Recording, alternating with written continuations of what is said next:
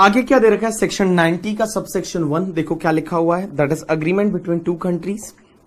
Central government of India may enter into the DTAA with the government of the foreign countries or specified territory. Specified territory का मतलब होता है उस country का कुछ part. Outside India to provide relief to those whose income been taxed in India under the Income Tax Act as well as that foreign country. Up till now, the government of India has entered into DTAA for more than 85 different countries, resulting into more than 85 different DTAAs. All these DTAA are invariably differ from each other, require independent study to each of them. In simple word, no two DTAAs are same as other. However, any DTAA will generally provide for the following two things in common. हर DTAA दो चीजें आपको देगा. पहला क्या, relief of the doubly taxed income. Obviously doubly tax income को हटाना है. दूसरा, एक्सचेंज ऑफ इंफॉर्मेशन. देखो, exchange of information with each other for prevention of the tax evasion transaction, that is black money वगैरह. Investigation of such cases and cooperation with each other for the recovery of taxes from such person. मतलब एक दूसरे का recovery में help करना, वैसा भी DTAA में लिखा हुआ रहता है. If there are DTAA between government of India and foreign government, मतलब इंडियन गवर्नमेंट और फॉरेन गवर्नमेंट के बीच में अगर कोई अग्रीमेंट है, then bilateral relief can be provided by either of the two methods. वो दो मेथड से रिलीफ देते हैं. पहला tax credit method. Tax credit method का मतलब क्या होता है, आप लोग यहां पे एक चीज का चेंज करना, क्योंकि ये वर्डिंग बेटर मैं अभी इसमें बेटर लिखी है मैंने. देखो, टैक्स क्रेडिट मेथड क्या होता है, under this method tax will have to be paid in the both the countries. दोनों कंट्रीज में टैक्स लगेगा. हाउएवर, यहां पे वन ऑफ द लिखा है ना, वहां लिखो रेजिडेंट कंट्री, क्योंकि हर बार रेजिडेंट कंट्री क्रेडिट देती है. Resident country will give credit for the tax paid in source country. Tax paid in source country मतलब source country में जो टैक्स भरा resident country उसका क्रेडिट दे देगी. paid in source country and which can be set off against the future taxes. इस word को काट दो, इस लाइन को काट दो, इस लाइन को काट दो. Most of the countries like India do not follow this method. India है वो नॉर्मली ये मेथड फॉलो नहीं करता. टैक्स एग्जेम्पशन में क्या होता है कि यार वहां पे जो टैक्स भरा उसका यहां क्रेडिट दे दो. तो टैक्स एग्जेम्पशन नॉर्मली हम बहुत सारे कुछ DTAA है जहां टैक्स एग्जेम्पशन फॉलो हुआ है, बट नॉर्मली हम लोग ये फॉलो नहीं करते. नॉर्मली हम लोग टैक्स एग्जेम्पशन मेथड फॉलो करते हैं. टैक्स एग्जेम्पशन मेथड क्या होता है, under this method income will be taxed in any one country only and other country will exempt such income from the taxability in that country. India generally follow this method. India है वो generally ये वाली method follow करता है. Now question that arise that here, if the India has entered into DTAA with any country and follow tax exemption method, then which country will levy the tax on such income and which country will exempt such income. तो देखो अपने को respective DTAA देखना पड़ेगा, तब पता चलेगा कि कौन सी कंट्री टैक्स लेगी और कौन सी कंट्री टैक्स छोड़ेगी. लेकिन नॉर्मली क्या होता है, यहां पे नॉर्मली चीजें बात की है कि नॉर्मली होता क्या है. नॉर्मली बिजनेस की इनकम होती है, उस पर क्या होता है, normally the tax will be levied by the country in which there is a permanent establishment. जिस कंट्री में आपका परमानेंट एस्टेब्लिशमेंट होता है वो कंट्री टैक्स लेती है, available to the SSC. And however, if PE is available in both the country, अगर आपकी दोनों जगह PE है तो then the country where the place of effective management is situated will levy tax. Place of effective management means place where head office is situated or place from where crucial decision are taken. जहां से आपके crucial decision लिए जाते हैं वो तुम्हारा poem बन जाएगा. place of effective management अपन पढ़ेंगे उसको NR के टैक्सेशन में. अब परमानेंट एस्टेब्लिशमेंट का मतलब क्या होता है, तो मैं बता दूं परमानेंट एस्टेब्लिशमेंट का मतलब क्या होता है पता है, एक फिक्स प्लेस ऑफ बिजनेस. एक फिक्स प्लेस ऑफ बिजनेस या प्रोफेशन है उसको बोलते हैं परमानेंट एस्टेब्लिशमेंट. अब देखो पी को डिफाइन किया हुआ है, हर DTAA में अलग अलग तरीके से डिफाइन किया हुआ है. लाइक ऑफिस है, ब्रांच है, वो सब पीई बन जाता है. वो क्या बन जाता है, पीई बन जाता है करके. ठीक है, तो वो हर DTAA में डिफाइन किया हुआ है. जब मैं आपको मॉडल टैक्स कन्वेंशन वाला टॉपिक देखोगे वहां आपको पीई का डेफिनेशन मिलेगा. The term permanent establishment generally means a fixed place of business or profession. However, the meaning differ from DTAA to the another. Therefore, one has to check the relevant clause if the respective DTAA to find out the exact meaning. Exact meaning निकालने के लिए आपको respective DTAA देखना पड़ेगा. But normally अगर कोई place of business है जहां से business conduct होता है, जैसे मान लो मेरी ब्रांच है इधर नेपाल में, तो नेपाल में जो काठमांडू ब्रांच है, मतलब ये मेरा पीई है नेपाल में, मुंबई में तो है ही है पी, बट नेपाल में जो काठमांडू ब्रांच है वो मेरा पीई है करके, ठीक है, तो वो परमानेंट एस्टेब्लिशमेंट माना जाएगा. तो देखो, however in case of a person who do not have PE in any country, अब जैसे विराट कोहली वगैरह इन लोगों का थोड़ी पीई होता है, तो इन पे फिर कौन सी कंट्री टैक्स लेती है? जहां इनका परमानेंट होम होता है. Then tax will be levied by that country जहां उनका परमानेंट होम होगा. बट अगर परमानेंट होम भी दोनों जगह है, परमानेंट होम है वो दोनों जगह है, तो जहां पे इनका इकोनॉमिक और पर्सनल रिलेशनशिप मोर क्लोजर होगा वो वाली कंट्री टैक्स लेगी. जैसे क्या होता है कि जैसे विराट कोहली का जो इकोनॉमिक रिलेशनशिप है उसका दिल्ली में एक होटल है, रेस्टोरेंट है, मान लो इकोनॉमिक रिलेशनशिप यहां पे क्लोजर है, एज वेल एज द जो अनुष्का शर्मा है वो मुंबई में रहती है, तो पर्सनल रिलेशनशिप भी यहां पे ज्यादा क्लोजर है, तो इंडिया टैक्स लेगी, दूसरी कंट्री टैक्स छोड़ देगी.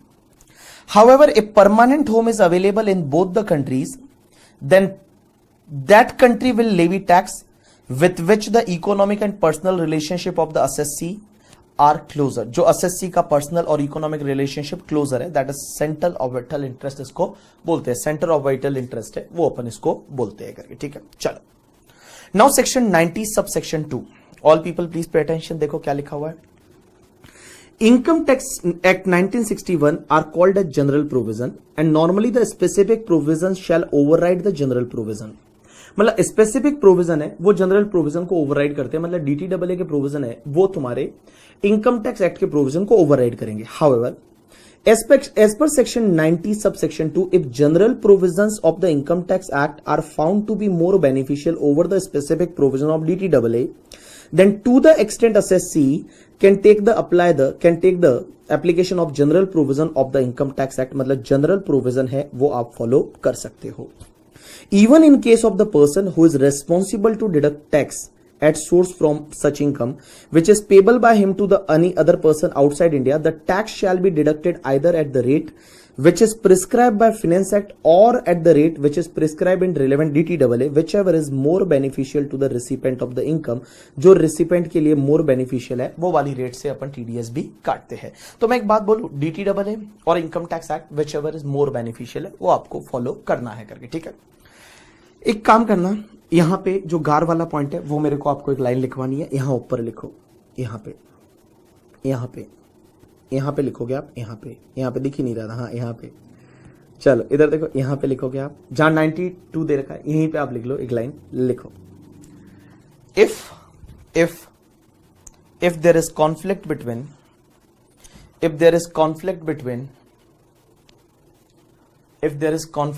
DTAA and income tax act,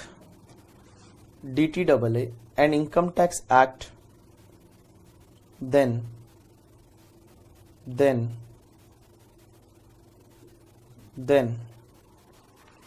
provision of DTAA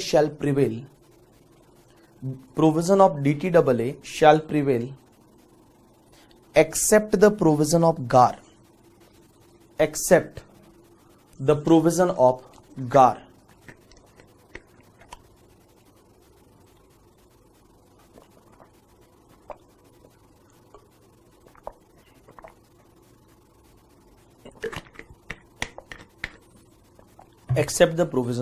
GAR.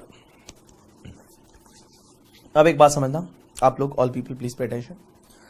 अभी तक अपन ने क्या देखा कि इनकम टैक्स एक्ट के प्रोविजन और डीटीडब्ल्यूए के प्रोविजन जो मोर बेनिफिशियल है वो आप लोगे, जो आपके लिए ज्यादा बेनिफिशियल है डीटीडब्ल्यूए बेनिफिशियल, डीटीडब्ल्यूए लो, इनकम टैक्स एक्ट बेनिफिशियल है तो इनकम टैक्स एक्ट लो करके, ठीक है. अब एक बात समझना, जितनी भी डीटीडब्ल्यूए की रेट होती है उसमें सरचार्ज वगैरह नहीं जुड़ता, वो फ्लैट रेट होती है. नॉर्मली 10%, 15% जो डीटीडब्ल्यूए में रेट है वो फ्लैट रेट होती है, उसमें सरचार्ज एजुकेशन सेस नहीं जुड़ता है. देखो, normally surcharge and education cess are both are not attracted when DTAA rates are applied, that is flat rate होती है. अब एक चीज समझना, एक अपन ने अभी तक क्या पढ़ा, क्या आप लोगों को, इधर देखो, मेरी तरफ देखो, इधर इधर एक बात समझना, मैंने अभी तक क्या पढ़ा है आपको कि अगर आपको डीटीडबलए और इनकम टैक्स एक्ट के जो प्रोविजन आपके लिए मोर बेनिफिशियल है वो आपको फॉलो करने हैं। जो आपके लिए मोर बेनिफिशियल है वो आपको फॉलो करना है। जो आपके लिए फायदे का सौदा है वो आपको फॉलो करना है। जो आपके लिए फायदे का सौदा है वो आपको फॉलो करना है, मतलब मोर बेनिफिशियल आपको फॉलो करना है। अब एक चीज समझना, लेकिन इसमें एक एक्सेप्शन है और वो एक्सेप्शन सिर्फ फॉरेन कंपनी के लिए है कि फॉरेन कंपनी के लिए अगर टैक्स रेट का ज्यादा लगना, फॉरेन कंपनी के लिए टैक्स रेट का ज्यादा लगना is never be treated as less favourable. Sir क्या बोला सर, समझ में नहीं आया, वापस बताओ, वापस बताता हूं। देखो मैंने क्या बोला, जो फॉरेन कंपनी है इसका एक एक्सेप्ट, देखो पहले तो क्या बोला, D T double A income tax act more beneficial, but एक बात बताओ, फॉरेन कंपनी के लिए टैक्स रेट का ज्यादा लगना is never be treated as less favourable. इसकी एक एक्सप्लेनेशन बोलती है सेक्शन 90 की, और 90 की एक्सप्लेनेशन ऐसा बोलती है कि फॉरेन कंपनी के लिए टैक्स रेट का ज्यादा लगना is never be treated as less favourable, मतलब उसको ज्यादा टैक्स लगेगा। एक बात बताओ, इसका मतलब क्या हुआ कि एक फॉरेन कंपनी है, उसकी इंडिया में टैक्स रेट क्या है, 40%। क्या टैक्स रेट है, 40%। अब मान लो डीटीडबलए में बोला है कि फॉरेन कंपनी को टैक्स लगना चाहिए 30%, तो भी यहां पे 40% ही टैक्स लगेगा, तो भी यहां पे 40% टैक्स लगेगा। ये ऐसा एक एक्सप्लेनेशन डाला हुआ है करके, ठीक है। और इन्होंने क्या बोला कि फॉरेन कंपनी पे टैक्स रेट का ज्यादा लगना is never be treated as less favourable, वो उसके लिए लेस फेवरेबल नहीं माना जाएगा। नॉर्मली दोनों में से जो मोर फेवरेबल होता है वो आप लेते हो, बट बेटा अगर फॉरेन कंपनी के लिए टैक्स रेट ज्यादा लग रही है वो लेस फेवरेबल नहीं माना जाएगा, वो आपको लेना पड़ेगा। इसका एक एग्जांपल लूंगा, एक क्वेश्चन लूंगा कॉस्मोस लिमिटेड वाला, तब आपको समझ जाएगा, ठीक है। देखो क्या लिखा हुआ है, the charge of tax in respect of foreign company at the rate higher than the rate at which a domestic company is chargeable।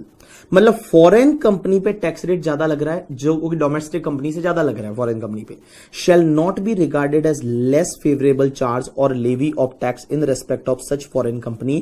और ये दे रखा है as per the explanation to section 90। ये 90 की एक एक्सप्लेनेशन है और उस एक्सप्लेनेशन में दे रखा है कि फॉरेन कंपनी के लिए अगर टैक्स रेट का ज्यादा लगना, फॉरेन कंपनी के लिए टैक्स रेट का ज्यादा लगना is never be treated as less favourable, ठीक है। अब नेक्स्ट पार्ट जो मैंने दे रखा है सेक्शन 90 सब सेक्शन 3, इधर देखो बेटा 93 वही वाली बात करती है क्या कि अगर मान लो टर्म्स है वो अगर डीटीडबलए में डिफाइन है तो डीटीडबलए वाला ले लो, डीटीडबलए में डिफाइन नहीं है तो आप इनकम टैक्स एक्ट वाला ले लो। अगर इनकम टैक्स एक्ट में डीटीडबलए में कहीं भी नहीं दे रखा है तो फिर आप एक काम करो, अगर गवर्नमेंट ने कुछ नोटिफिकेशन निकाला है वो नोटिफिकेशन वाला ले लो, लेकिन वो नोटिफिकेशन उस दिन से माना जाएगा जिस दिन आपका डीटीडबलए एंटर हुआ था। तो देखो क्या लिखा है यहां पे, subsection 3 of section 90 empower the central government to assign a meaning through notification to any term used in the agreement which has neither defined in the act nor in the agreement। अगर agreement और DTAA में है ही नहीं तो उसके लिए notification निकाल सकते हैं। Finance act 2012 clarify that the legislative intent to subsection 3 of section 90 is that whenever any terms is assigned a meaning through a notification issued under section 93, it shall have effect to clarifying the term from the date of coming into the force of the agreement in which such terms is used need to be clarified। अब जब agreement बना था उस दिन से उसका effect लिया जाएगा। तो यहां पे मैंने नीचे आपके लिए अंडरस्टैंडिंग के लिए एक चीज बनाई है, देखो मैंने क्या लिखा है, terms use in the D T double A और define in the D T double A it shall have meaning assign in the D T double A आपको लेना है। Term used in the D T double A define in the act तो आपको एक्ट वाला मीनिंग लेना है।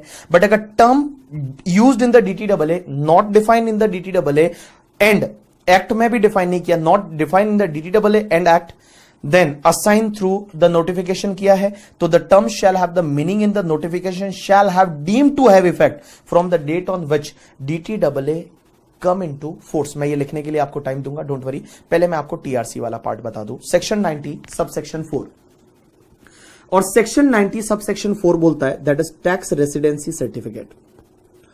देखो, non resident assessee to whom DTAA applies shall not be entitled to claim any relief under such DTAA unless a certificate of his being resident of any country outside India or a specified territory outside India, as the case may be, is obtained from the government of that country or a specified territory.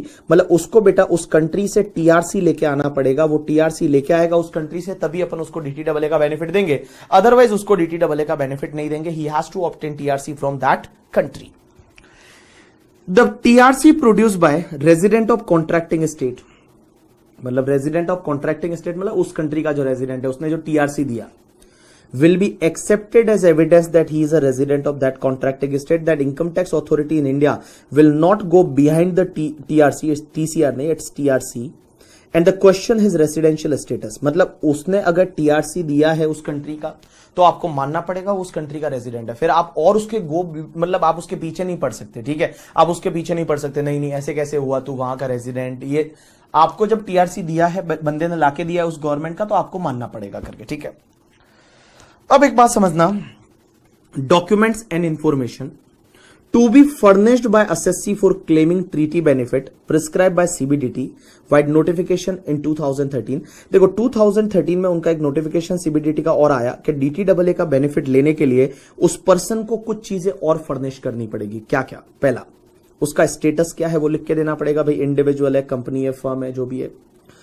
Nationality उसकी लिख के देनी पड़ेगी individual के case में, और country और specified territory of incorporation और रजिस्ट्रेशन. अगर कंपनी वगैरह है तो वो इनकॉर्पोरेट कहां हुई थी, रजिस्टर्ड कहां हुई थी. Assessee's tax identification number, tax identification number मतलब वहां का पेन नंबर. ठीक है, इन अ कंट्री और specified territory of resident and in case there is no such number, मान लो उस कंट्री में ऐसा पेन नंबर जैसा कंसेप्ट ही नहीं है, तो then the unique number on the basis of which the person is identify the government of country. मतलब वो कंट्री में वो पर्सन किस आइडेंटिफिकेशन से जाना जाता है, मतलब उधर का कोई आधार नंबर है, पासपोर्ट है, वो आपको देना पड़ेगा. ठीक है, which the assessee claim to be the resident. तो आपको क्या क्या देना पड़ेगा? सबसे पहले आपका स्टेटस क्या है वो लिख के देना पड़ेगा, भाई इंडिविजुअल है, HUF है, कंपनी है, फर्म है, वो. दूसरा आपकी नेशनलिटी, अगर मान लो कंपनी वगैरह है तो नेशनलिटी की जगह आपको यह बताना पड़ेगा कि इनकॉर्पोरेशन रजिस्ट्रेशन कहां पे हुआ है. उसके बाद में उस कंट्री का आपका पेन नंबर है, पेन नंबर नहीं है तो वहां कौन से आइडेंटिफिकेशन से आप जाने जाते हो वो डिटेल आपको देनी पड़ेगी. Period for which the residential status is mention in the certificate referred to in 90A subsection 4 and 90A subsection 4, 90 subsection 4 and 90A subsection 4. That is the, अगर वो TRC में कितने टाइम तक आप रेजिडेंट हो वो लिखा हुआ रहेगा TRC में, कि आप इतने सालों तक TRC में रेजिडेंट हो. TRC के हिसाब से रेजिडेंट कितने टाइम का वो पीरियड आपको लिख के देना पड़ेगा. Address of the assessee in country और specified territory outside India, India के बाहर का जो एड्रेस है वो भी देना पड़ेगा. During the period for which certificate as mention in above is applicable, वो सर्टिफिकेट कितने टाइम तक एप्लीकेबल है वो भी डिटेल आपको देनी पड़ेगी.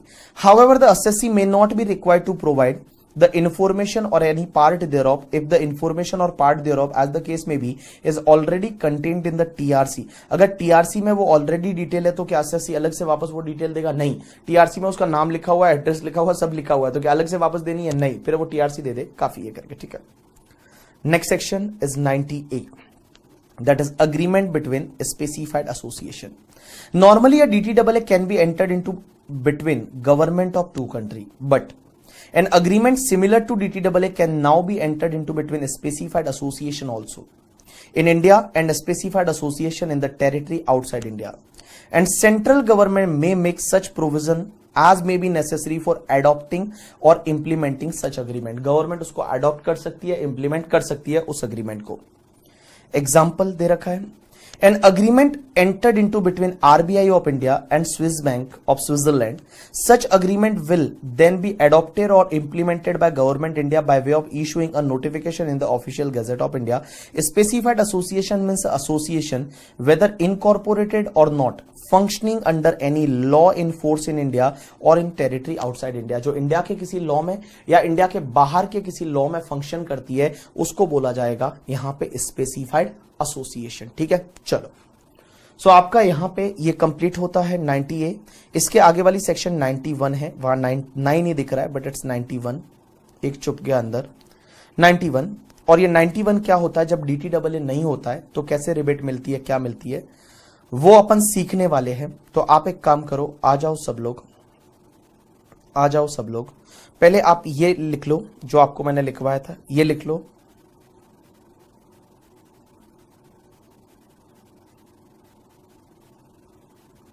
चलो ये इसको कॉपी मारो, और ये कॉपी मारने के बाद आपके पास ब्रेक, कॉपी मारने के बाद आपके लिए ब्रेक।